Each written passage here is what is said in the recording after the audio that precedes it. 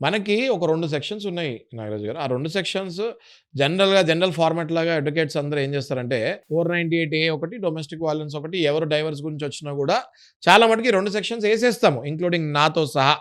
ఎందుకు ఏసేస్తామంటే ఆ సెక్షన్స్ లేనిదే వాళ్ళకి ప్రెషర్ ఉండదు అన్నట్టు అది ఏస్తూ ఉంటాము. దానికి ఎవిడెన్సెస్ బెస్ట్ ఎవిడెన్సెస్ వాళ్ళు ఇస్తారో ఆ ఎవిడెన్సెస్ ఏస్తాము. చాలా మటుకు యాక్సెప్ట్ అవుతాయి. అది ప్రూవ్ కూడా అవుతాయి. పనిష్మెంట్స్ కూడా పడుతూ ఉంటాయి. ఓకే. కానీ 498 దాని మీనింగ్ ఏంటి కంప్లీట్‌లీ? డొమెస్టిక్ వయలెన్స్ యాక్ట్ అంటే దాని మీనింగ్ ఏంటి కంప్లీట్‌లీ అన్నది మనం డెప్త్‌కెళ్తే, ఈ మ్యారిటల్ రేప్ ఏదైతే ఉందో, ఈ మ్యారిటల్ రేప్‌ని 2 సెక్షన్స్ కింద మనం క్లియర్‌గా మెన్షన్ చేస్తూ, మ్యారిటల్ రేప్‌ని క్రుయాలిటీ కిందకి కన్వర్ట్ చేసి, మనము 498 డొమెస్టిక్ వయలెన్స్ కేసు ఇలాంటి మ్యారిటల్ రేప్ మీద ఇండియాలో యాజ్ ఆఫ్ నౌ ఈ 2 sections will help any women to come out of this physical sexual assault. ఈ 2 సెక్షన్స్‌లో కూడా మనం వేరేవేమి మెన్షన్ చేయకుండా క్లియర్‌గా పోలీస్ స్టేషన్‌కి వెళ్ళినప్పుడు కూడా 498 పెట్టినప్పుడు ఓన్లీ ఇవే మహిళ ఎవరైతే నా దగ్గరికి వచ్చారో స్కాన్ కాపీస్ తీసుకొని వచ్చారు.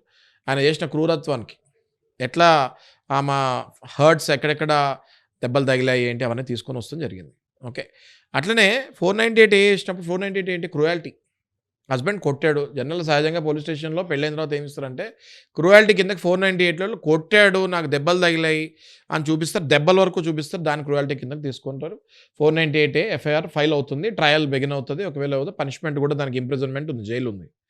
కానీ ఎవరు కూడా సెక్షువల్ అబ్యూస్‌కి 498 పెడతాం అనేది చాలా రేర్. ఎవరు పెట్టలేదని నేను అనను.